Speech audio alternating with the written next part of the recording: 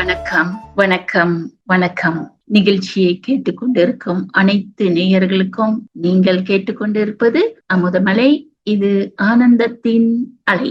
நான் மலேசியாவிலிருந்து ஜோதி நாராயணன். இப்பொழுது நீங்களும் நானும் இணைந்திருப்பது உங்களுக்கான நேரம் என்ற நிகழ்ச்சியில். இந்த நிகழ்ச்சி வாரம் வாரம் இந்த சனிக்கிழமை இந்த உங்களுக்கான நேரம் என்ற நிகழ்ச்சியை நம்ம கேட்டுக்கொண்டிருக்கோம். அதுல தலைப்பாக இந்த உங்களுக்கான நேரம் என்ற நிகழ்ச்சியில இனி ஒரு விதி செய்வோம் என்ற தலைப்புல நம்ம பேசிக்கொண்டிருக்கோம்.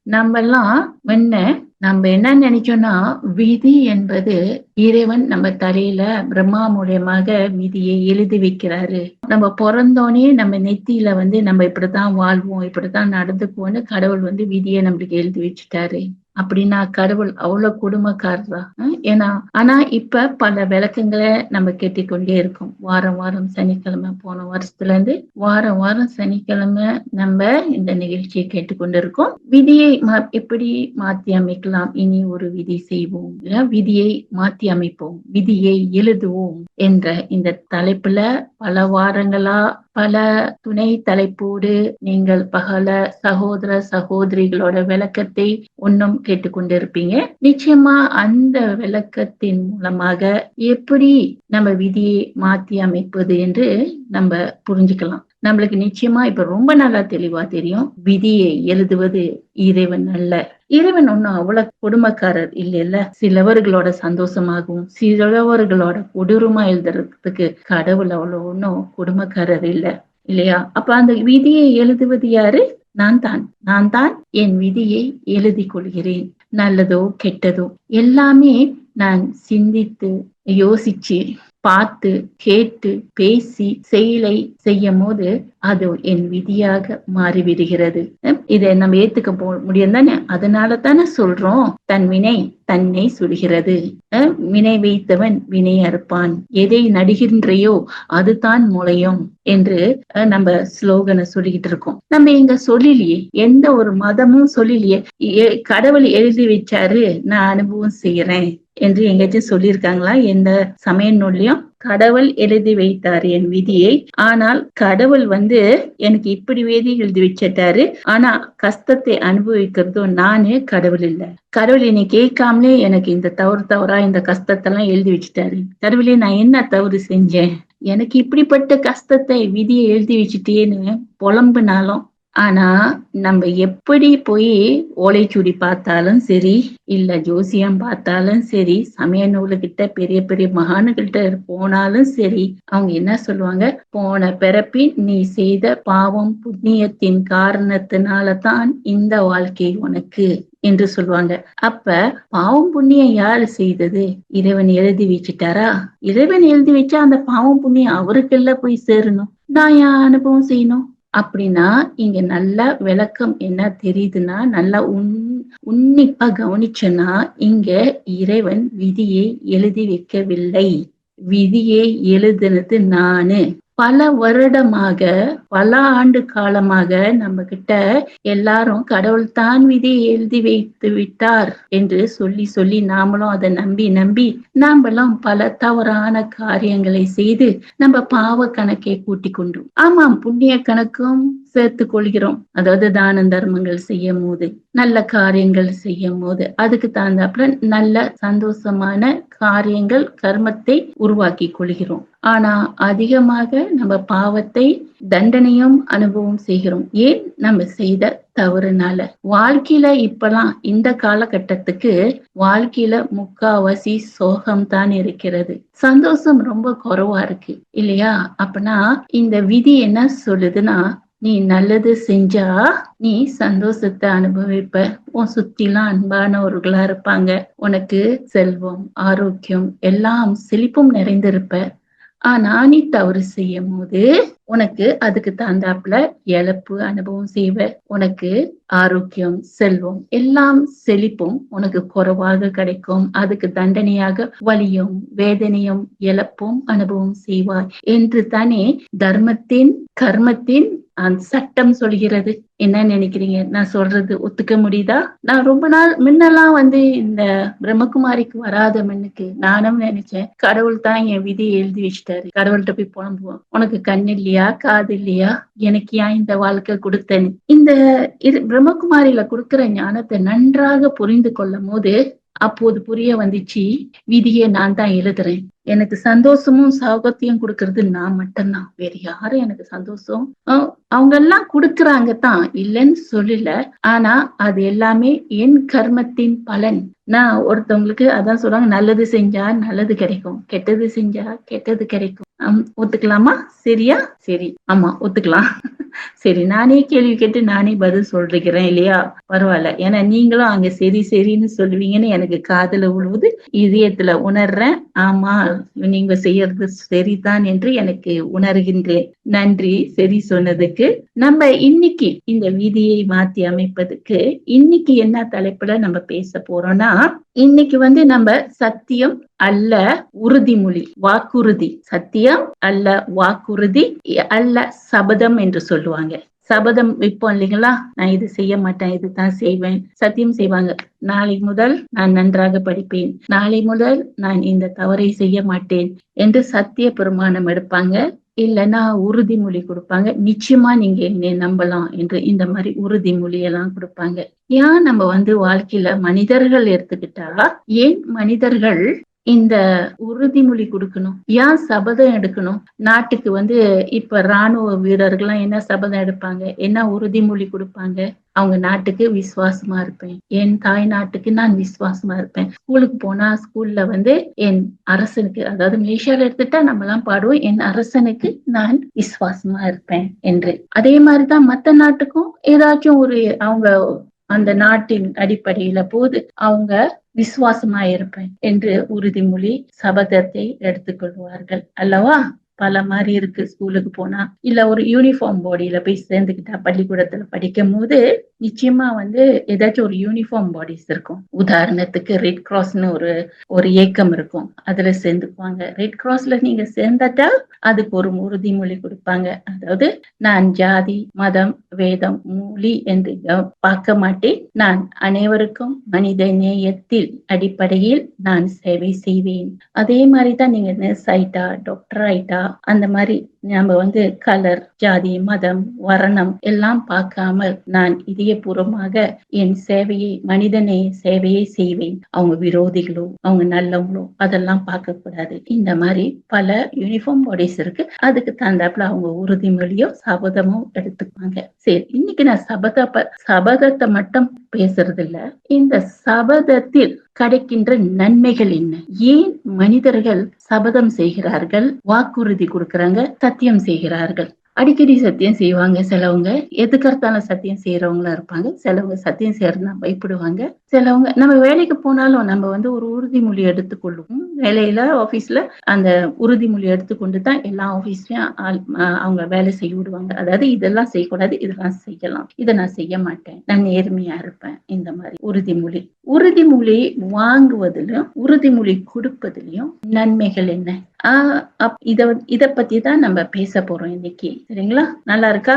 நான் இதை எப்படின்னா இந்த சப்ஜெக்ட பத்தி நான் கூகுள் தேடி பார்த்தேன், சில யூடியூப் எல்லாம் கேட்டேன், தேடி பார்த்தேன். இத பத்தி கதைகளோ ரொம்ப குறைவா இருக்கு கிடைக்கிறதுக்கு, இத பத்தி விளக்கமும் ரொம்ப இல்ல. அதனால சரி, நம்ம இன்னும் கொஞ்சம் தேடி பார்த்துட்டு எப்படி இந்த உறுதிமொழி சபதம் அதோட நன்மைகள் என்ன. ஏன்னா போன வாரம் நம்ம எப்போதும் பிரம்மகுமாரில இறைவாக்கியம் படிப்போம். ஞாயிற்றுக்கிழமை இறைவாக்கியத்துல என்ன சொல்லியிருந்தாரா, நீங்கள் உறுதிமொழி எடுத்துக்கொள்ளுங்க, இல்ல சபதம் எடுத்துக்கொள்ளுங்க, சபதத்தை நிறைவேற்றும் போது அல்ல பல நன்மைகள் கிடைக்குதுன்னு சொன்னாரு. அதுக்கப்புறம் யோசிச்சு பார்த்தேன், ஆமா, சபதம் ஏன் செய்கின்றோம், ஏன் ஒரு நபர் சபதம் செய்கிறார், அதோட நன்மைகள் என்ன? எதுக்கடுத்தாலும் யாரு வேணாலும் சபதம் செய்யறாங்க, சிலவங்க நிறைவேற்றுறாங்க, சிலவங்க நிறைவேற்றல. ஏன் இந்த சபதம் செய்யணும், அதன் நன்மைகள் என்ன, அந்த சபதத்தை ஏன் மறக்கிறோம், அது எப்படி ஞாபகப்படுத்தி அதை எப்படி நினைவுக்கு கொண்டு வந்து அது மூலமாக என்ன நன்மை பெறலாம். சரிங்களா? இத பத்தி நம்ம இந்த வாரம் சபதத்தை பத்தி நம்ம கேட்கலாம். இப்ப இப்ப நம்ம கிட்ட 2 வாக்கியம் இருக்கு. அதாவது ஒண்ணு சபதம், இன்னொன்று வாக்குறுதி. இது 2க்கும் வித்தியாசம் உண்டு. சபதத்துக்கும் வாக்குறுதிக்கும் பல வித்தியாசங்கள் உண்டு. சில வித்தியாசங்கள் தான், ரொம்ப பெரிய வித்தியாசம் இல்ல. வாக்குறுதி என்பது நம்ம ஒரு நபருக்கு இன்னொரு நபர்கிட்ட நம்ம வாக்கு கொடுப்பது. இல்ல நம்ம அவங்க கிட்ட சொல்றோம், நான் நிச்சயமாக உங்களுக்கு இதெல்லாம் செஞ்சு கொடுப்பேன், நீங்க என்னை நம்பலாம் என்று அந்த மாதிரி வாக்கு கொடுப்பது. அப்புறம் நம்ம சபதம். சபதம் என்பது வாக்குறுதியோட அது மேன்மையானது. சபதம் என்பது நான் நிச்சயம் உங்களுக்காக செய்வேன், இது சத்தியம் செய்வது போல, இது நான் மீற மாட்டேன், மீறினா எனக்கு ஏதாச்சும் நடக்கும் என்பது கொஞ்சம் பலமானது, கொஞ்சம் சீரியஸானது சபதம்.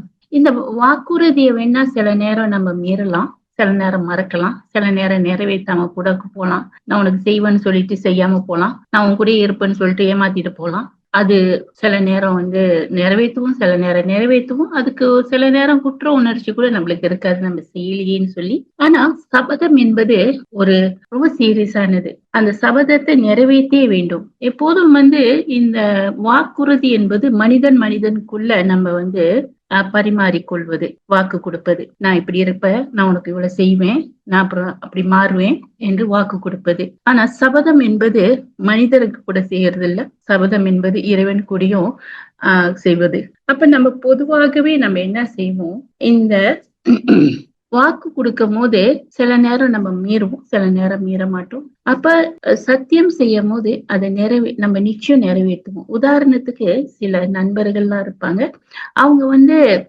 இங்க மலேசியால வேண்டிக்கிட்டாங்களாம், நான் இதெல்லாம் என் பிள்ளைங்களுக்கு நடந்துருச்சுன்னா, என் மகனுக்கு இப்படி நல்லா போயிருச்சுன்னா, உங்க கோயில் இந்தியால நான் மொட்டை போடுறேன், உங்க கோயில் இந்தியால நான் இத நிறைவேற்றுறேன், இந்த சபதத்தை நிறைவேற்றுறேன்னு சொன்னாங்க. அப்புறம் காலப்போக்குல ஒரு 5 வருஷம் 10 வருஷம் காலம் ஓடிக்கிட்டே இருந்துச்சு. ஒரு 20 வருஷம் சென்று அந்த பையனுக்கு ஒரு நோய் வந்துருச்சு, ஒரு சீக்கு வந்துருச்சு. அப்பதான் அவங்களுக்கு நினைப்பு வருது. அப்புறம் சாமியை பார்க்க போனாங்க. அங்க அவர் சொன்னாரு, நீங்க ஏதோ சபதம் செஞ்சிருக்கீங்க, சபதத்தை நிறைவேற்றல என்று சொல்லும் போது அவங்களுக்கு அப்பதான் ஞாபகம் வருதான், ஆமா அவனுக்கு சின்ன வயசா இருக்கும் போது அவனுக்கு இது நல்லா போகணும்னு சொல்லி நம்ம போய் இந்தியால போய் மொட்டை போடணும், நம்ம இது செய்யணும்னு சொல்லி இருக்குமே, ஆமா செய்யல, அதனால என்னமோ இப்படி வந்துருச்சு போல இருக்குன்னு பாருங்க. இந்த சபதம் நம்ம செய்யும் போது நம்மளுக்கு ஒரு மாதிரி மனம் ஒரு செஞ்சுதான் ஆகணும்னு சொல்லி, அதே போலதான் நம்ம உறுதிமொழி கொடுக்கிறோம் இல்லைங்களா. நம்ம அதை சொன்ன மாதிரி நம்ம ஒரு யூனிஃபார்ம் பாடியில இருக்கும் போது நம்ம உறுதிமொழி கொடுக்கிறோம். இந்த நம்ம லஞ்சம் வாங்க மாட்டோம்னு சொல்லி லஞ்சம் வாங்கினாலும் அவங்க என்ன செய்யறாங்க, வேலையில இருந்து சஸ்பெண்ட் பண்றாங்க, அவ்வளவுதான் இல்லையா. வேலையில சஸ்பெண்ட் பண்ணல, அவங்க வேலைக்கு போறாங்க, அவ்வளவுதான். மிலிட்டரியில இருந்தா சில நேரம் பச்சோந்தியா ஆகுறாங்க மிலிட்டரி இல்லைங்களா. அதே மாதிரி சில நேரம் நம்ம ஏதாச்சும் வேலையில செய்யும் போது ஊழல் செய்யறோம். அப்ப இதெல்லாம் இந்த மாதிரி நடக்கும் போது, இதெல்லாம் வாக்குறுதி கொடுக்கும் போது சில நேரம் அந்த வாக்குறுதியை நிறைவேற்றுவோம். ஆனா நம்மளுக்கு வாக்குறுதி எடுத்த பிறகு சில நேரம் நம்ம அந்த குற்ற உணர்ச்சி நம்ம வராது, செய்யலைன்னா என்ன, அப்ப இவங்களுக்கு தானே கூட ஏதாச்சும் ஒரு காரணத்தினால சில நேரம் அந்த வாக்குறுதியை நிறைவேற்ற முடியாம கூட போகலாம் இல்லையா. அப்ப இதெல்லாம் வாக்குறுதியும் சபதத்துக்கும் மிகப்பெரிய வித்தியாசம் ஒண்ணு இல்லை இல்லையா. இப்ப புரியுதுங்களா. சில நேரம் நம்ம எப்படி வாக்குறுதியும் நம்ம சபதமும் செய்யறோம்னு, அது இதுக்கப்புறம் இது 2 பத்தி நம்ம இன்னும் கூட இத பத்தி தெரிஞ்சுக்கலாம். நீங்கள் கேட்டுக்கொண்டிருப்பது அமுதமலை, இது ஆனந்தத்தின் அலை. ஒரு பகுதியில நம்ம சத்தியம், சபதம், உறுதிமொழி, வாக்கு கொடுப்பது என்ன என்று தெரிந்து கொண்டோம். அடுத்தது 2வது பகுதியான இதுல நம்ம என்ன தெரிஞ்சுக்க போறோம்னா, ஏன் நம்ம இந்த வாக்கு கொடுக்கிறோம், சபதம் எடுக்கிறோம், ஏன் ஒருவர் அது செய்ய வேண்டும். நம்ம எல்லாம் பார்க்கலாம், சில நேரம் நம்ம ஏன் சபதம் எடுக்கிறோம்னா, சில நேரம் நம்ம தவறுகள் வாழ்க்கையில சில தவறுகள் செய்யறோம். அந்த தவறுகள் செய்யும் போது மனம் ரொம்ப வலிக்குது. அந்த தவறுல இருந்து மீறணும்னு நினைக்கிறோம், அதுல இருந்து நம்ம மீண்டு வரணும், அதுலயே இருக்கக்கூடாது. ஏன்னா அந்த தவறு செய்யும் போது மனம் வலி இருக்குல்ல, மனம் வேதனையாக இருக்கும். நம்ம ஏன் இப்படி இருக்கோம், நம்ம எப்ப மாற போறோம், மாறலாமே என்று ஒரு கோணத்துல ஆசை இருக்கும். ஏன்னா குறை என்பது ஒரு வலி கொடுக்கின்ற ஒரு சம்பவம். சோகத்தையும் வலி இழப்புகளை கொடுப்பது தான் குறைகள், பலவீனங்கள். பலம், சக்தி, குணங்கள் எல்லாம் நம்மளுக்கு மகிழ்ச்சி, ஒற்றுமை, சந்தோஷத்தை, அன்பை கொடுக்கிறது தான் இந்த குணங்கள். அப்ப நம்ம கிட்ட இந்த பலவீனங்கள் இருக்கும் போது பலவீனம் நம்ம பார்க்கும் போது நமக்கெல்லாம் மனசு உறுத்தும். இல்ல யாராச்சும் நம்மளை பத்தி குறை சொல்லும் போது மனசு உருட்டும். ஏன் தான் நம்ம அப்படி இருக்கோம், ஏன் நம்மளை பத்தி இப்படி சொல்றாங்க என்று நம்மளும் முன்னேறணும், நம்மளும் ஒரு லெவல்ல இருக்கணும், நம்மளும் மாறணும் என்ற அந்த எண்ணம் தோன்றும். அப்ப எண்ணம் தோன்றும் போதுதான் நம்ம என்ன செய்வோம், நமக்குள்ள ஒரு சபதம் இறைவனை நோக்கியோ இல்ல நமக்குள்ளேயோ நிச்சயமா நம்ம சபதம் எடுத்துக்கும் போது இறைவனை நோக்கி, இறைவா நிச்சயமாக நான் இப்படி வருவேன். ஏன்னா யாராச்சும் நோக்கி சபதம் என்பது ஒரு நபர் இருக்கணும் இல்லையா, 2வது நபர் இருக்கணும். ஏன்னா அப்ப பாத்துக்கிட்டு இருப்பாங்க நம்ம சீரமா இல்லையான்னு. நம்மளுக்கிட்டே நம்ம சபதம் பண்ணிக்கிட்டோம்னா சில நேரம் கவனிக்க யாரும் இல்லாததுனால நம்ம சில நேரம் அதை செய்ய மாட்டோம், அடிக்கடி செய்ய மாட்டோம். ஆனா இறைவன்கிட்ட சபதம் செய்யும் போதோ அவருக்கு வாக்கு கொடுத்து, கடவுளே நான் சத்தியம் பண்றேன், நான் இனிமேலு இதை நான் சரி பண்ணிடுவேன். இல்ல ஒரு நபருக்கிட்ட நம்ம சபதம் கொடுக்கிறோம், இல்ல ஒரு நபருக்கு நம்ம வாக்கு கொடுக்கிறோம், தங்கச்சி நான் உன்னை இப்படி நல்லா பாத்துக்குவோமா, உன்னை கண்காணிக்காம பாத்துக்குவோமா என்று ஒரு நபர்கிட்ட சொல்லும் போது நம்ம கவனமா இருப்போம் அல்லவா. அப்ப நம்ம சில குறைகளை பார்க்கும் போதோ இல்ல சில வழிமுறை நம்ம வாழ்க்கையில வழிகள் வரும் போதோ நம்ம இந்த வாக்கை கொடுக்க ஆரம்பிக்கிறோம். அப்ப சில நேரம் நம்ம என்ன செய்வோம், என்னத்துக்கு அது சபதம் செய்யறோம்னா, அந்த கடந்த காலத்தின் வழியை மறந்து கடந்து நம்ம இன்னும் நல்ல ஒரு நிலைமைக்கு வர வேண்டும், நல்ல ஒரு வருங்காலம் இருக்க வேண்டும். இப்ப ஏன் நண்பருக்கோ தங்கச்சிக்கிட்ட சொல்றோம், எதா இருந்தாலும் என்னை நினைவு, உனக்கு ஏதாச்சும் கஷ்டம் தான் என்னை நினைவு செய்ய, நான் உதவி செய்வேன். எப்போதும் அண்ணனுங்க சொல்லுவாங்க இல்லையா, உனக்கு ஏதாச்சும் கஷ்டம்னா என்கிட்ட சொல்லிடு. தம்பிமார்களும் அண்ணமார்களும் தங்கச்சியை பார்த்து சொல்லுவாங்க, உனக்கு ஏதாச்சும் கஷ்டம்னா எனக்கு கால் பண்ணு, நான் நிக்கிறேன்னுவாங்க. அதுல பாருங்க, ஏன் அந்த கொடுக்கும் போது அந்த தங்கச்சியோ அந்த அக்காவையோ பார்த்து இந்த சகோதரர்கள் சொல்ற வார்த்தை அந்த சகோதரிகளுக்கு ஒரு தெம்பு கொடுக்குது, ஒரு பலம் கொடுக்குது, ஒரு நம்பிக்கை வருது, புத்துணர்வு கொடுக்குது, வாழ்க்கையில நம்மளும் முன்னேறி போலான்னு ஒரு தைரியத்தை கொடுத்து தன் வாழ்க்கையை ஒன்னும் முன்னுக்கு போவதற்கு கடந்து செல்வதற்கு ஒரு புத்துணர்வு கொடுக்குது. நம்ம பின்னால நம்ம கூட நம்ம சகோதரர்கள் இருக்காங்கன்னு, நம்ம அப்பா இருக்காங்கன்னு அந்த உணர்வுல அவங்களால போக முடியுது இல்லையா. பாருங்க, உறுதிமொழி ஒரே ஒரு வார்த்தை தான், நான் இருக்கிறேன் என்று சொல்லும் போது அந்த வார்த்தை நம்மளுக்கு தெம்பு கொடுக்கணும். நம்ம இன்னும் முன்னேறி போறதுக்கு தைரியம், துணிச்சல் நம்மளுக்கு ஒரு என்ன சொல்றது, ஒரு ஊண்டுகோலா இருக்குது நம்மள தள்ளி விடுறதுக்கு முன்னுக்கு. அப்ப நம்ம இந்த வாக்கு கொடுக்கும் போது நம்மளுக்கு நிச்சயமாக ஒரு தூண்டுகோலா இருக்கு. சில நேரம் என்ன செய்வோம், இந்த பொறாமையில கூட, போட்டி பொறாமையில கூட இல்ல கோபத்தினால கூட நம்ம சத்தியம் செய்யலாம், இல்ல வாக்கு கொடுக்கலாம், சபதத்தை கொடுக்கலாம். ஆனா நம்மளுக்கு எல்லாம் தெரியும் கர்மம் என்ன சொல்லுதுன்னு. நீங்க நல்லதை மட்டும் நீங்க நட்டா அது நல்லது தான், நல்ல அழகான செடிய முளையும். நீங்க தவறான கெட்டத செடிய நட்டா, முள்ளு செடிய நட்டா முள்ளு செடிதான் வளரும். அதே போலதான் நம்ம கோபத்தினால இல்ல பொறாமையினால உன்னைய நான் வென்று காட்டுறேன் பாரு, நீ உன்னைய ஒண்ணும் இல்லாம ஆக்குறேன் பாரு என்று அது சாபமா மாறும். ஏன்னா நம்ம கோபத்திலயோ இல்ல ஒருத்தவங்களை அழிச்சு முன்னேறும் போது என்ன செய்யும், கர்மம் என்ன சொல்லுது, நீங்க மத்தவங்களை அழிக்கும் போது நீயே அழிஞ்சிருவ, நீ மத்தவங்களை வாழ வைக்கும் போது நீ வாழுவ.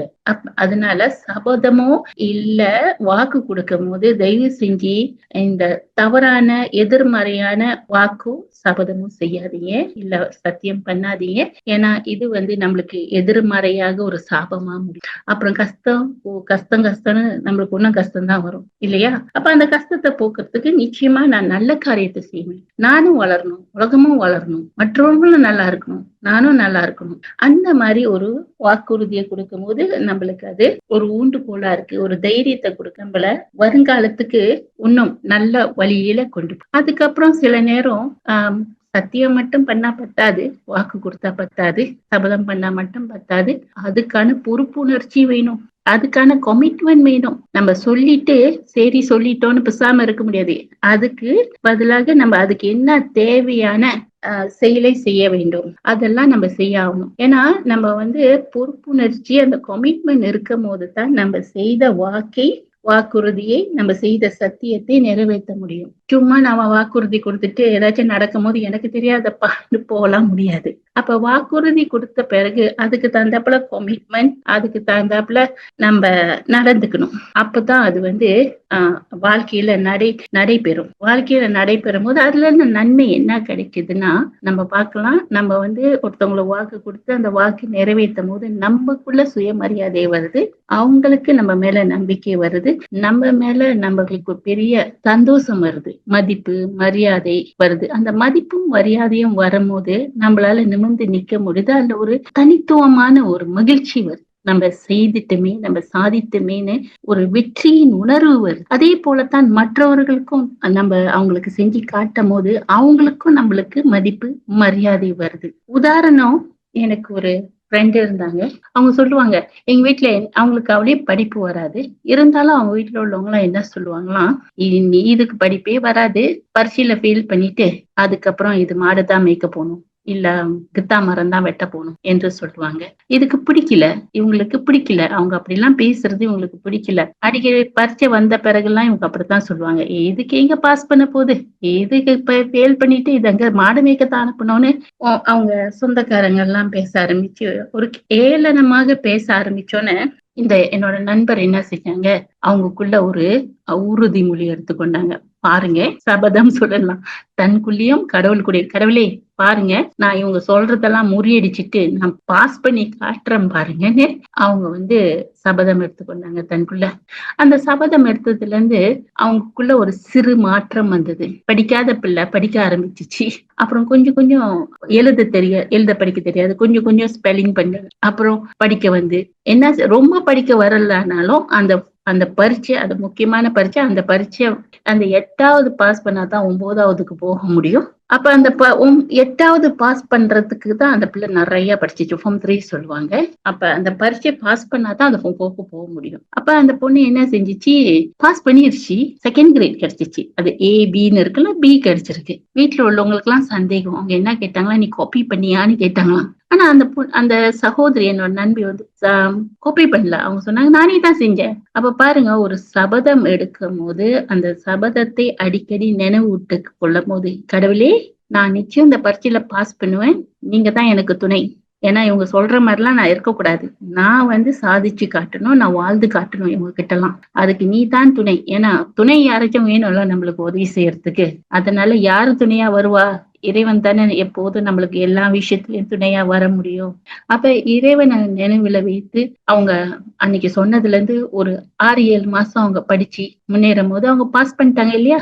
அப்ப அவங்க பாஸ் பண்ணோன்னா அவங்களுக்கு எப்படி இருக்கும், அவங்களுக்குள்ள சுய நம்பிக்கை வரும் இல்லையா, நம்மளாலையும் முடியும் என்ற நம்பிக்கை அவங்களுக்குள்ள வரும். அப்ப பாருங்க, நம்ம உறுதிமொழியை எடுக்கும் போது, நம்ம நம்மளால முடியும்னு நினைக்கும் போது அதுக்கு தகுந்தாப்புல செயலை நம்ம செய்ய வேண்டும். செயலை செய்யும் போது தான் அது நிறைவேறும் போது தனக்குள்ள ஒரு குஷி, நம்பிக்கை, தன்னால முடியும் என்று அடுத்த படிக்கு போகும்போது இன்னைக்கு முன்னேறி எங்கேயோ இருக்காங்க அவங்க. ஏன் அன்னைக்கு அவங்க சொன்னது, அவங்க சகோதரர்கள், அவங்க சொந்தக்காரர்கள்லாம் சொன்னதை காதலை போட்டுக்காம அவங்க முன்னேற பார்த்தாங்க. அதனால அவங்களால முன்னேற முடிஞ்சிச்சு.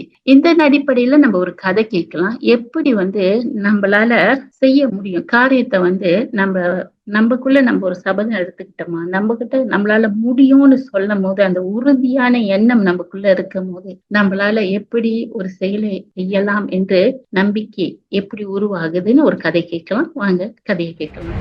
நீங்கள் சோர்வடைந்து திரும்பும் இடத்திற்கு அருகிலேயே வெற்றி இருக்கலாம். அதனால் இன்னும் கொஞ்சம் முயற்சி செய்யுங்கள். இந்த உலகத்தையே மாற்றும் வல்லமை பெற்ற மந்திர வார்த்தை இவை. நாம் காணும் இந்த நவீன உலகம் அத்தனை சாதாரணமாக நமக்கு கிடைக்கவில்லை. பல நூற்றாண்டுகளாக தன்னையே வருத்தி தியாகம் செய்து பல்வேறு கண்டுபிடிப்புகளால் இது சாத்தியமானது. அதையும் தாண்டி அவர்கள் அதற்காக எடுத்த முயற்சிகளும், அதனால் அவர்களுக்கு கிடைத்த தோல்விகளும் ஏராளம். சின்ன சின்ன தோல்விகளால் கூட துவண்டு போகும் மனிதர்களாக நாம் என்றுமே இருந்துவிடக்கூடாது. சரித்திரத்தில் இடம்பெற்றுள்ள மிகப்பெரிய தலைவர்கள் எல்லோருமே ஆரம்ப காலகட்டத்தில் மிகப்பெரிய தோல்விகளையும் அவமானங்களையும் பின்னடைவுகளையும் சந்தித்தே அதை வென்றுள்ளார்கள். இதுவரை நான் செய்த தவறுகள் அத்தனையும் சாம்பலாகி போனது. இப்பொழுது நான் புதிய மனிதன், எனக்கு கவலை இல்லை, இன்னும் வேகமாக செயல்படுவேன் என்று கூறியவர் எடிசன். 1032 கண்டுபிடிப்புகளுக்கும் மேலாக காப்புரிமை பெற்ற கண்டுபிடிப்பாளர் எடிசன். அவருடைய கண்டுபிடிப்புகளின் மகத்தான ஒன்றாக போற்றப்படும் டங்ஸ்டன் இழை கண்டுபிடிப்பின் போது அவருடைய ஆராய்ச்சி கூடம் எரிந்து சாம்பலாகி போனது. இப்படி எல்லாம் வீணா போச்சு, என்ன செய்ய போற என்று கேட்டதற்கு அவர் கலங்காமல் சொன்ன பதிலைத்தான் நான் முன்பு சொன்னது. கடுகளவு துன்பத்திற்கு கூட கலங்கிவிடும் நமக்கு தன் ஆராய்ச்சி கூடம் தனது கண் முன்னால் எரிந்து சாம்பல் ஆனாலும் மீண்டும் எழுந்து பறக்கும் பீனிக்ஸ் பறவையாக இருந்தார் எடிசன். நம்மில் பலருக்கும் வெற்றிக்கு மிக அருகில்தான் தோல்வி கிடைத்திருக்கும். நீங்கள் முயற்சி செய்து கைவிட்ட ஒரு இடத்தில் இருந்து இன்னொருவரின் வெற்றி தொடங்கக்கூடும். இன்னும் கொஞ்சம் முயற்சி செய்திருந்தால் நாமே வென்றிருக்கலாமோ என்று மனம் ஒரு நாள் எண்ண ஆரம்பிக்கும். அதில் தவறு ஒன்றுமே இல்லை. ஆனால் அடுத்த முறை முயற்சி செய்யும் போது நாம் அதை மனதில் வைத்து வெற்றியை நோக்கி பயணிக்க வேண்டும். அந்த முயற்சியே நமக்கு வெற்றியை பெற்றுத்தரும். திரும்பி பார்க்கும் தூரம்தான் கடந்து போக வேண்டிய தூரம் என்பதை உணர்ந்தவர்கள் யாரும் அத்தனை எளிதாக பின்வாங்க மாட்டார்கள். நம் முயற்சிகளில் தான் நமது வாழ்க்கை அடங்கியிருக்கிறது. எல்லோருமே வெற்றி பெற மட்டுமே விரும்புவார்கள். தோல்வியை கடுகளவு கூட விரும்ப மாட்டார்கள். வெற்றி பெற உங்களை நீங்கள் தயார் செய்து கொள்ள வேண்டும் என்றால் முயற்சி செய்யவும் நீங்கள் தயார் செய்து கொள்ள வேண்டும். பறக்க வேண்டும் என்று விதி இருந்தால் இறைவனே மனிதனுக்கு இறக்கைகள் கொடுத்திருப்பான். மனிதன் பறக்க ஆசைப்படுவது இறை சக்திக்கு எதிரானது என்பது ரைட் சகோதரர்களின் தந்தை தன் மகனிடம் கூறிய வார்த்தைகள். மனம் தளரவில்லை அவர்கள். தனது சோதனை ஓட்டத்தை தொடங்கினார்கள். இன்று உலகமே கொண்டாடி மகிழும் விமானத்தின் சோதனை ஓட்டத்தை வேடிக்கை பார்க்க திரண்டவர்கள் 3 நபர்கள் மட்டுமே. ஆனால் அவர்கள் மனம் தளரவில்லை. தொடர்ந்து முயற்சித்தார்கள், தொடர்ந்து முன்னேறினார்கள். இன்று பலர் உயரத்தில் பறப்பதற்கு காரணமாக வாழ்ந்து அவர்களைப் போல் நம்மில் எத்தனை பேர் இருக்கிறோம்? பிறந்து வளர்ந்து எப்படியோ படித்தோ படிக்காமலோ ஏதோ ஒரு வேலை செய்தோ செய்யாமலோ குழந்தைகளை மட்டுமே பெற்று போட்டுவிட்டு கடைசியில் வாழ்க்கையில் செத்து போய் மறக்கப்படுபவர்களை வாழ்ந்தவர்கள் என்று நாம் சொல்லவே முடியாது. அந்த பட்டியலில் அவர்கள் சேர்க்கவும் முடியாது.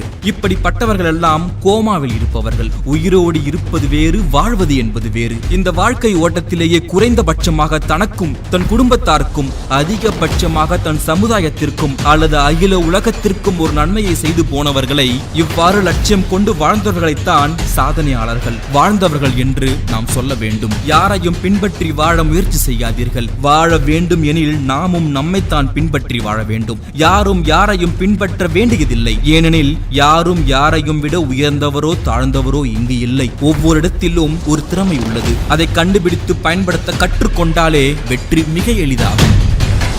வெற்றி என்பது உங்களுக்கு வெளியே எங்கோ உள்ள ஒரு பொருள் அல்ல. அது உங்களுக்குள்ளே வெகு அருகாமையில் உள்ளது. இன்னும் சொல்ல போனால் அது உங்களுக்கு உள்ளேதான் இருக்கிறது. அதனால்தான் அதனை நீங்கள் தெரிந்து கொள்ளாமல் போகிறீர்கள். பலருடைய வெற்றிகளுக்கு மிகப்பெரிய தடையாக இருப்பது தயக்கம்தான். அப்படிப்பட்ட தயக்கத்தை நாம் பொறுமை என்று நினைத்துக் கொள்கிறோம். அது தவறு. வாழ்க்கையை பல நேரங்களில் குதிரை பந்தயத்தோடு ஒப்பிட்டு சொல்வது உண்டு. அதிவேகமாக செல்கிறது என்பதற்கு மட்டுமல்ல, குதிரை பந்தயத்தில் முதலாவது வரும் குதிரைக்கும் அடுத்து வரும் குதிரைக்கும் பெரிய வித்தியாசம் இருப்பதில்லை. 2 குதிரைகளின் கால் தடங்களும் ஒரே மாதிரியாகத்தான் இருக்கும். முதலாவதாக வரும் குதிரை கடைசி நொடியில் தனது மூக்கை சற்றே பின்னே கொண்டு சென்று எல்லை கோட்டை தொட்டுவிடும். அதை போன்றதே இந்த வாழ்க்கை என்பதை உணர்த்தவே குதிரை பந்தயத்தோடு நமது வாழ்க்கையை ஒப்பிடுகிறோம். நாம் செய்யும் செயலிலும் முயற்சிகளிலும் இன்னும் கொஞ்சம் கவனம் எடுத்துக்கொண்டால் இந்த உலகத்தை வெல்லும் சக்தியை நாம் இயற்கையாகவே பெற்றுவிடலாம். நீரினை தேடி ஓடும் வேர் போல வெற்றியை நாம் தேட வேண்டும். இந்த பூமியில் விழுந்த விதைகள் அனைத்தும் விழுந்தவுடனே முளைப்பதில்லை. தான் வளர வேண்டும் என்று ஆசைப்படும் மரங்கள் கடும் பாறையாக இருந்தாலும் தண்ணீரை தேடி தனது வேர்களை அனுப்பிவிட்டு தனது இருப்பினை பாறை மேலே சிம்மாசனம் போல் வளரத் தொடங்கும். அது போலவே நமது வாழ்க்கையும் வெற்றி பெற வேண்டும் என்ற நினைப்போடு இருப்பவர்களே முயற்சி செய்கிறார்கள். அவர்கள் இன்னும் அதிக முயற்சியினை சரியான காலத்திலும் இடத்திலும் செய்யும் போது அவர்களை அறியாமல் வெற்றி ஒரு நாய்க்குட்டி போல அவர்களின் பின்னால் ஓடி வரும் என்பதில் எவ்வித ஐயமும் இல்லை. அடுத்த அடியில் கூட வெற்றி காத்திருக்கலாம். நம்பிக்கையோடு நகருங்கள். நாம் தவறவிட்ட வாய்ப்புகளையும் வெற்றிகளையும் சற்றே நிதானமாக யோசித்து பாருங்கள். அனைத்துமே நமக்கு ஏதாவது ஒரு பாடத்தை கண்டிப்பாக சொல்லியே தீரும். இன்னும் கொஞ்சம் முயற்சியும் உழைப்பும் இருந்திருந்தால் நாம் அடைய வேண்டிய இலக்கினை எளிதாக அடையலாம். வெற்றியும் தோல்வியும் நம்மில்தான் இருக்கிறது. இரண்டும் ஒரே நேரத்தில் சரியாக ஓடுகிறது. முயற்சியை கொண்டு வெற்றிக்கு பலம் சேர்த்து வாழ்க்கையில் வெற்றியை மட்டுமே காணுங்கள். சபதம் என்பது நிறைய இருக்கு, நிறைய விதமான சபதம் இருக்கு. இன்னைக்கு நம்ம பேச போறது நம்மளுக்கு நம்ம மேல நமக்கு, அதாவது நம்ம முன்னேற்றத்துக்காக நம்ம செய்கின்ற சபதங்கள், சத்தியங்கள், இல்ல நம்மளுக்கு வாக்குறுதிகள், இதைத்தான் நம்ம பார்க்க போறோம். ஏன்னா சில நேரம் நம்ம நல்லா பார்க்கும் போது சில நேரம் நம்ம நிறைய வார்த்தை, நல்ல நல்ல வாக்குகளை கொடுக்கும், சத்தியத்தை செய்யறோம். அதெல்லாம் நினைவு செய்யும் போது எந்த மாதிரி பாருங்க, நான் எந்த மாதிரி நல்ல நல்ல வாக்குறுதியை இறைவன்கிட்ட கொடுத்திருக்கேன், நான் எனக்கு கொடுத்திருக்கேன், நான் இதை செய்வேன், நான் இப்படி மாறுவேன், நான் இந்த மாதிரி நல்ல காரியத்தை செய்வேன், நான் இந்த கெட்ட பழக்கத்தை விட்டுருவேன் என்று நம்ம நிறைய வாக்குறுதி நம்மளுக்கு கொடுக்கிறோம். ஆனா நம்ம அதை நிறைவேற்ற முடியல என்று சொல்லும் போது, அது நிறைவேற்ற முடியல, என்னை மாத்திக்கொள்ள முடியவில்லை என்ன சொல்லும் போது, அந்த சத்தியத்தை நிறைவேற்ற முடியாத நிலையில இருக்கும் போது மனம் எப்படி வலிக்குது, மனம் எப்படி ஒரு மாதிரி உடையுது, மனம் என்னடா இது, நம்மளால இது கூட செய்ய முடியலையேன்னு மனம் எப்படி வருத்தப்படுது. நம்ம சத்தியத்தை நிறைவேற்ற முடியலையே, நம்ம முன்னேற்றத்துக்காகத்தானே நம்ம சத்தியம் செஞ்சோம், ஆனா அது கூட நிறைவேற்ற முடியலையே என்னும் போது ரொம்ப வருத்தமா இருக்கும் இல்லையா? நம்ம மேல நம்மளுக்கு வருத்தம் இருக்கும். அப்ப அந்த வருத்தம் வரும்போது என்ன செய்வோம்னா, நமக்குள்ள நெகட்டிவான எண்ணத்தை நம்ம போட ஆரம்பிப்போம், நெகட்டிவான வார்த்தை நம்ம கிட்ட பேச ஆரம்பிப்போம். ஆனா கதை கேட்ட மாதிரி என்ன நடந்தாலும் சரி, நம்மளை பத்தி நல்லா தெரியணும், நம்ம எப்படிப்பட்டவங்க, நான் எதற்கு வந்திருக்கேன், நம்மளோட நோக்கம் குறிக்கோள் நல்லா தெளிவாக நம்மளுக்கு தெரியணும். நோக்கம் குறிக்கோள் நம்மளுக்கு தெளிவாக தெரியலன்னா எதற்கு இந்த வாழ்க்கையை வாழ்றேன், எப்படிப்பட்ட வாழ்க்கையை வாழணும், இந்த வாழ்க்கையில எப்படி வெற்றி கிடைக்கும், எந்த மாதிரி சிந்திச்சா, எந்த மாதிரி செயல்னால நம்மளுக்கு வெற்றி கிடைக்கும், யானை வெற்றி நடை போடணும், அந்த வெற்றி நடையில என்னென்ன நன்மைகள் இருக்குது, இதை தெரிந்தால்தான் நம்மளால எது வந்தாலும் நம்மளால துணிஞ்சு போராட முடியும்.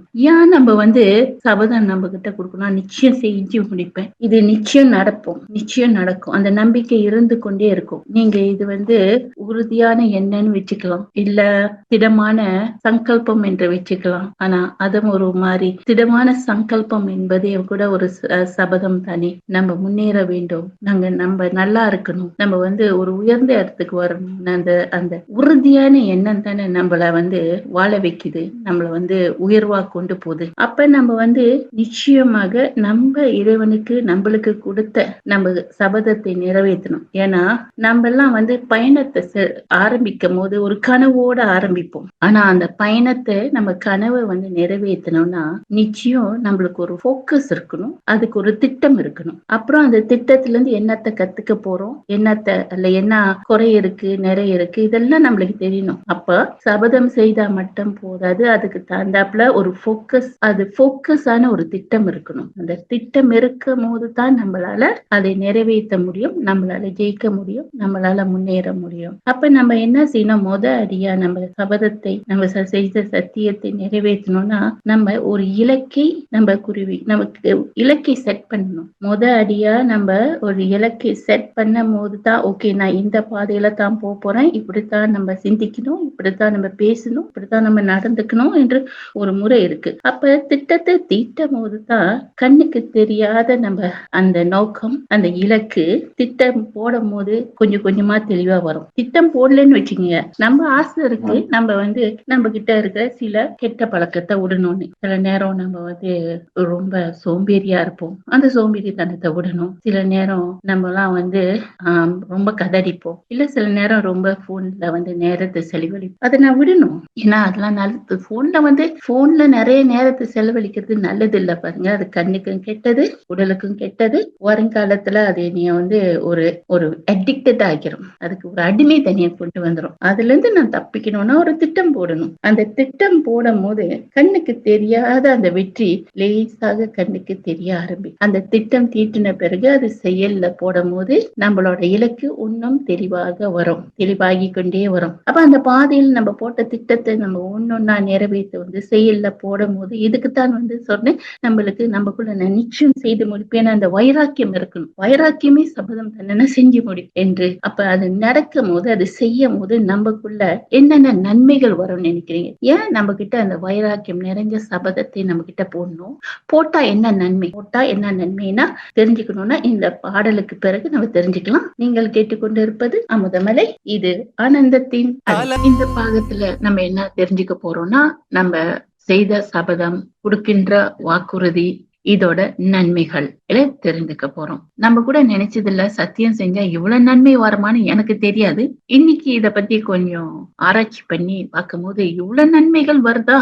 நம்ம ஒரு சத்தியத்தை நிறைவேற்றும் போது யார் யாருக்கெல்லாம் அது நன்மை பெறும்? சத்தியம் செய்தவர்களுக்கு நன்மை பெறுவோம், நாம் நன்மை பெறுவோம். அல்ல பல விதமான நன்மைகள் இருக்கு. நான் சிலதை படிக்கிறேன், நீங்க கேளுங்க. சத்தியம் செய்யும் போது கிடைக்கின்ற நன்மைகள், அது இருபுறமுக்கும் நன்மை கிடைக்கும். சத்தியம் செய்தவர்களுக்கும் அந்த சத்தியத்தை வாங்கினவங்களுக்கும் கிடைக்கும் அந்த நன்மைகள்.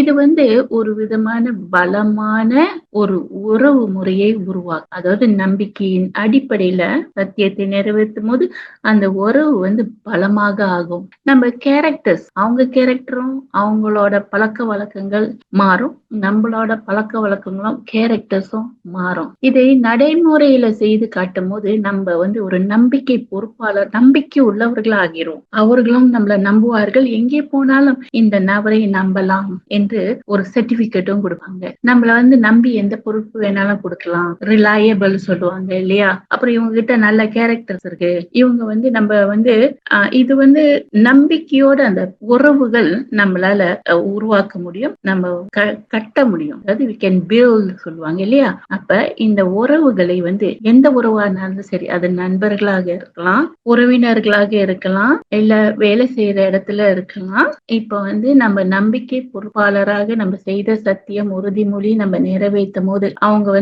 அந்த உறவு, அவங்களுக்கும் நம்ம பாஸுக்கும் நம்மளுக்கும், நம்ம குடும்பத்தினருக்கும் நம்மளுக்கும், நம்ம நண்பருக்கும் நம்மளுக்கும் ஒரு பலமான ஒரு பாண்ட் உருவாகும் இல்லையா. அப்ப இந்த சத்தியத்தின் அடிப்படையில நம்மளுக்கு உறவுகள் தகுதி வாய்ந்த வழியில் உருவாகுது. அடுத்தது உறவு பலமாகுது.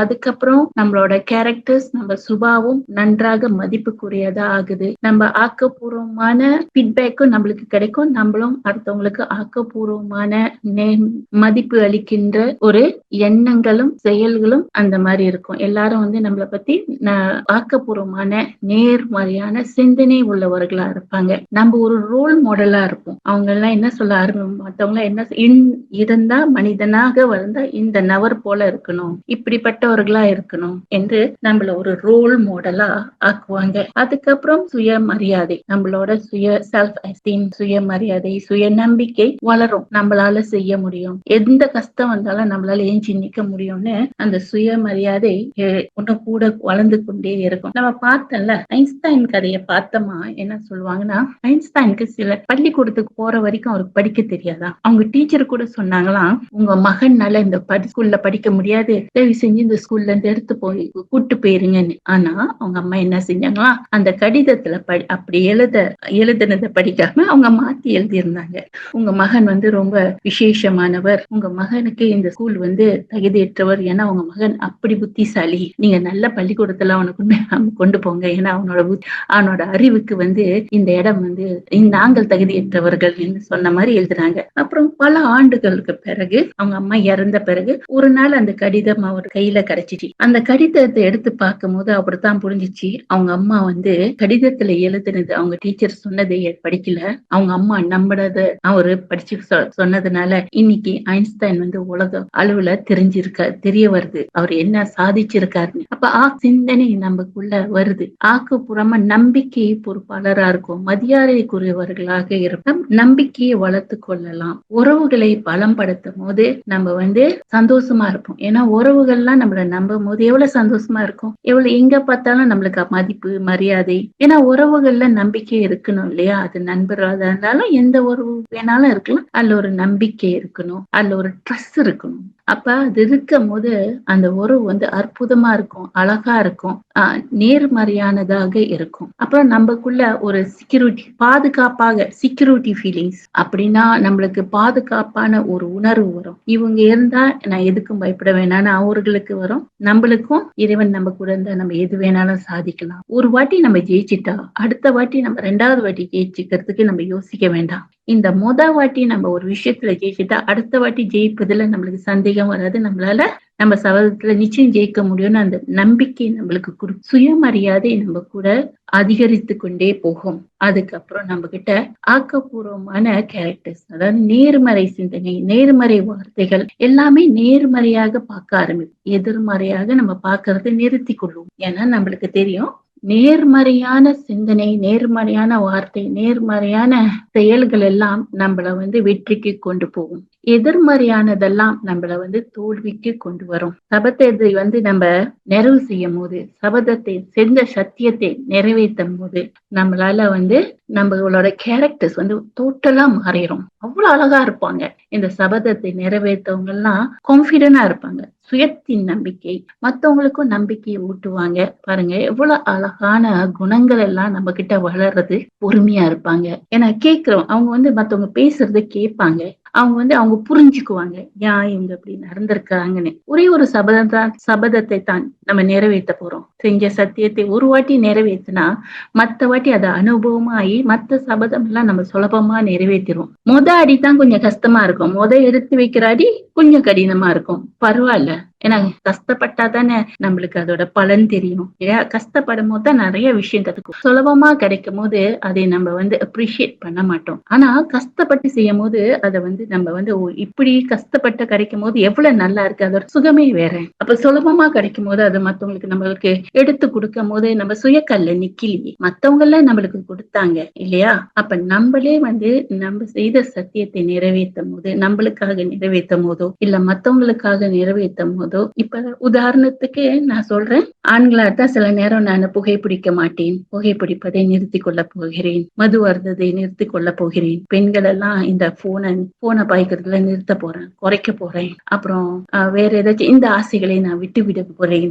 நிறைய ஆசைகள் படுவாங்க இல்லையா பெண்கள்லாம், இந்த ஆசைகளை நான் நிறுத்தி கொள்கிறேன், என் உணவு முறையை நான் மாத்திக்கொள்ள போகிறேன். இந்த மாதிரி சொல்லிட்டு அதுக்கு வேணுமான திட்டத்தை போட்டுட்டு அது ஒரு சின்னதா நிறைவேறும் போது, இப்ப உடல் எடையை குறைக்க போறோம்னு நம்ம சபதம் எடுத்துக்கிட்டோம். இத்தனை மாசத்துக்குள்ள நான் உடல் எடையை குறைக்க போறேன். அதுக்கு தகுந்தாப்புல திட்டங்கள், என்ன சாப்பிடணும், எவ்வளவு தூரம் எக்ஸசைஸ் செய்யணும், எந்த நேரத்துல தண்ணி குடிக்கணும், எந்த நேரத்துல சாப்பிடக்கூடாது, எந்த நேரத்துல சாப்பிடணும், இந்த மாதிரி எல்லாம் திட்டம் போட்டு அந்த திட்டத்தின்படி செய்யும் போது ஒரு மாசமோ ஒரு வாரமோ சென்று ஒரு சிறிய அளவு உடல் எடை குறைஞ்சாலும் சந்தோஷம், தாங்க முடியாத சந்தோஷம் வரும், குஷி வரும். அது தொடர்ந்து செய்யணும்னு அந்த உற்சாகம் வரும் இல்லையா? பாருங்க, நம்ம அந்த திட்டமிட்டு செய்யும் போது நம்ம வாழ்க்கையில வந்து குஷி, சந்தோஷம், நிம்மதி, அன்பு என்னென்ன வேணுமோ அதெல்லாம் கிடைக்கும். அடுத்தது நம்மளோட கான்பிடன்ஸ் லெவல், நம்மளோட ஆரோக்கியம் வந்து ரொம்ப உயர்வாக இருக்கும். அந்த நம்மளோட நம்பிக்கை லெவல் இருக்குல்ல, நம்மளோட நம்பிக்கை வந்து அவ்வளவு உயர்வா இருக்கும். யாரும் அசைக்க முடியாத அளவுக்கு நம்பிக்கை வந்துடும். ஏன்னா நம்ம தான் அனுபவிச்சு தானே நம்ம செய்யறோம். அப்ப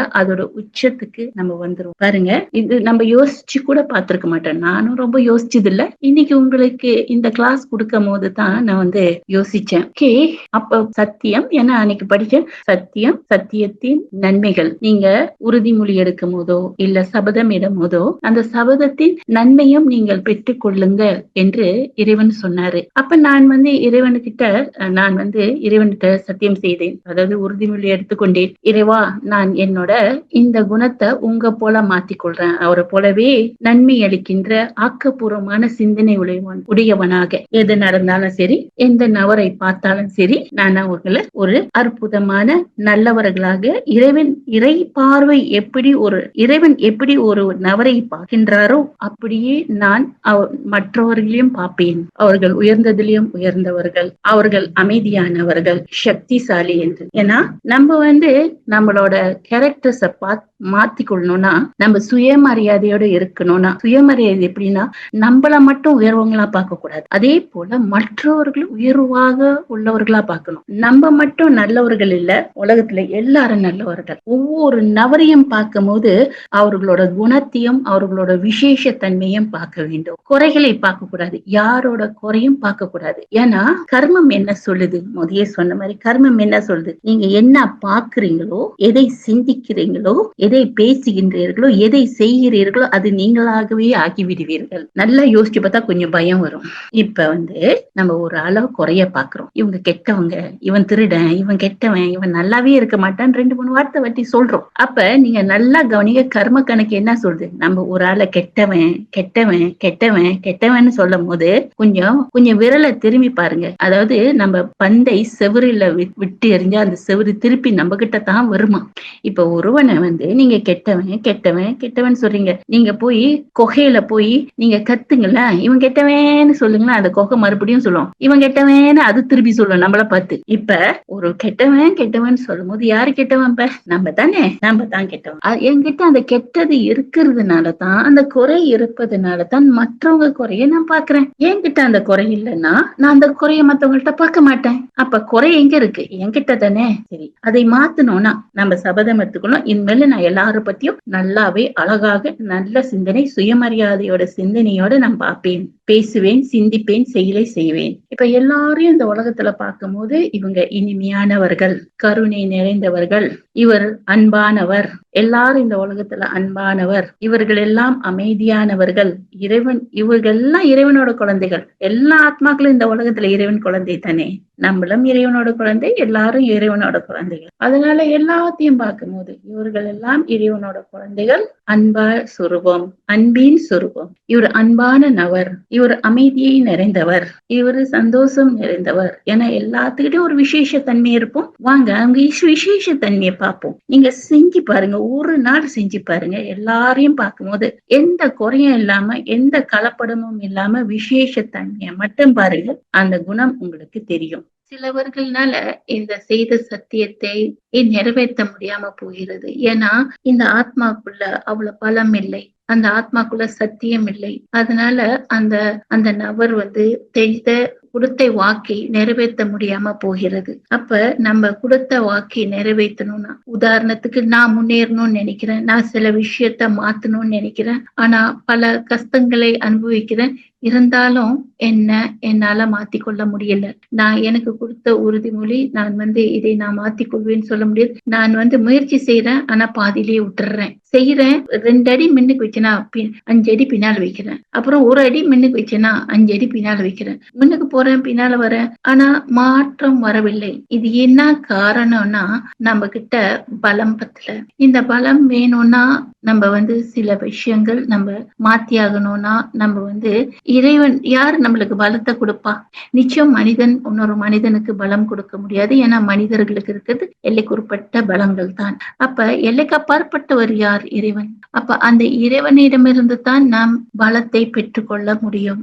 அப்படி பலத்தை பெற்றுக்கொள்ளணும்னா யோகம் செய்ய வேண்டும் சொல்லுவாங்க, இல்லைன்னா தியானம் செய்ய வேண்டும். நம்ம நேரத்தை கொஞ்சம் மௌனமாக உள்நோக்கி நம்ம செல்ல வேண்டும், மனதை ஒருமுகப்படுத்த வேண்டும். அதற்குத்தான் தியானம் மிகவும் முடியும்.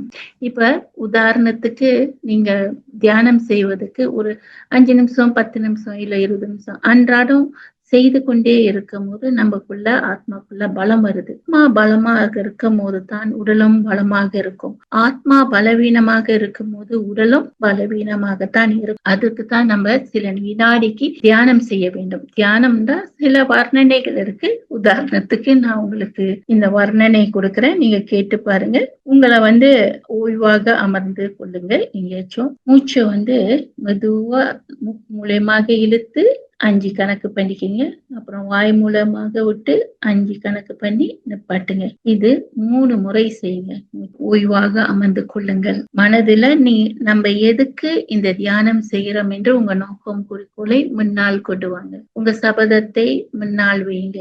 நான் இங்க அமர்ந்திருக்க காரணம் என்னோட இந்த நோக்கத்தை நிறைவேற்ற போகிறேன். அதாவது நான் என்னோட இந்த தீய பழக்கத்தை விட போகிறேன், இந்த நல்ல பழக்கத்தை நான் கற்றுக்கொள்ள போகிறேன் நிறைவாக அதற்கு நீங்கள் தான் உதவி செய்ய வேண்டும். ஏன்னா என்கிட்ட பலம் இல்லை, உங்ககிட்ட தான் அனைத்து சக்தியும் உள்ளது. ஆத்மான நான் சக்திசாலியாக ஆக வேண்டும். ஆத்மான எனக்குள்ள அவ்வளவு சக்தி இருக்க வேண்டும். அப்பொழுதே என்னோட சவால்ல ஜெயிக்க முடியும். அதற்குத்தான் நான் இறைவனை நோக்கி நான் என் எண்ணத்தை செலுத்துகிறேன். ஆத்மாகிய நான் இப்போது பரமாத்மா, பரம தந்தை இறைவன், அவரை ஒளி வடிவத்தில் இருப்பவர் பரம ஒளியான சிவனை நினைவு செய்கிறேன். ஒளி வடிவமான இறைவனை நான் நினைவு செய்யும் பொழுது எனக்குள்ளே அவரோட ஒளி கதிர்கள் வந்தடைகிறது.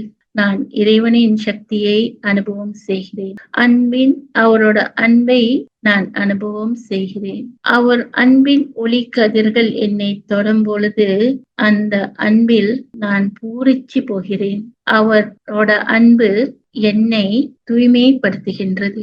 இறை அன்பு என்னை சுத்தப்படுத்தி என்னை அழகாக ஆக்கின்றது. ஆத்மாகிய நான் இறை அன்பு பெற பெற சக்தி மிக்கவனாக ஆகிறேன். என் ஒளி பிரகாசிக்கிறது. ஒளி சக்தி நிரம்பி இருக்கின்றேன். நான் சக்தி நிறைந்த ஆத்மா. என் ஆத்மா இப்போது அழகாக சக்தி மிக்கதாக இருக்கிறது. நான் இறைவனின் அன்பை அனுபவம் செய்கிறேன். இறைவன் அன்பு எல்லைக்கப்பாற்பட்ட அன்பு. இறைவனின் அன்பு கருணை நிறைந்த அன்பு. அவர் எப்பொழுதுமே என்னோட விசேஷ தன்மையை பார்க்கின்றார். இப்படி இறைவனோட கொஞ்ச நேரம் உரையாடும் போது நம்மளால இறை சக்தியை அனுபவம் செய்ய முடிகிறது. அப்ப என் ஒளி பிரகாசிக்கும் போது இந்த உடலும் சேர்த்து பிரகாசமாக ஆகிறது. இந்த உடலும் சேர்த்து அவ்வளவு பலம் பெறுகிறது. இப்படி நம்ம தியானத்தின் மூலமாகவும் இறைவனுக்கிட்ட சக்தி பெறலாம். மற்றொன்று, நம்ம எல்லாரோட குணத்தையும் பார்க்க வேண்டும், யாரோட குறையும் பார்க்க கூடாது. எதுக்கு சத்தியம் செய்கிறோம்? நம்ம வாழ்க்கையில வெற்றி அடையறதுக்கு. அந்த இலக்கை அடைவதற்கு நிச்சயமாக சத்தியமான வழி உண்மையான வழி. குறுக்கு வழியில போய் சேரலாம், ஆனா அதுல நிறைய அடி விழுவோம், நிறைய கஷ்டங்கள் அனுபவிக்கணும். நேர்வழி நீட்டாக இருக்கும், ஆனா போய் சேர வேண்டிய நேரத்துல நம்ம சேஃபா போய் சேருவோம். சரிங்களா? கிளாஸ நம்ம முடிச்சுக்கலாம். ரொம்ப நன்றி இது வரைக்கும் பொறுமையா இருந்து கேட்டதுக்கு. நிச்சயம் இந்த தலைப்பு உங்களுக்கு நன்மை கொண்டு வந்திருக்கும்னு நம்புறேன். ஏன்னா இந்த தலைப்பை பத்தி நான் பேசும்போது ரொம்ப ரிசர்ச் பண்ண வேண்டியதா இருந்துச்சு. சில வாக்கியங்கள் எனக்கு கொஞ்சம் கஷ்டமா இருந்துச்சு கிடைக்கிறதுக்கு. பட் இருந்த போதிலும் நிறைய விஷயம் இதுல இருந்து கத்துக்கிட்டேன். இந்த உறுதிமொழி எடுப்பது மூலமாக நன்மைகளும் நானும் உங்க கூட சேர்ந்து தெரிஞ்சு கொண்டேன். மிக்க நன்றி. நீங்கள் கேட்டுக்கொண்டிருப்பது அமுதமலை. இது ஆனந்தத்தின் அலை.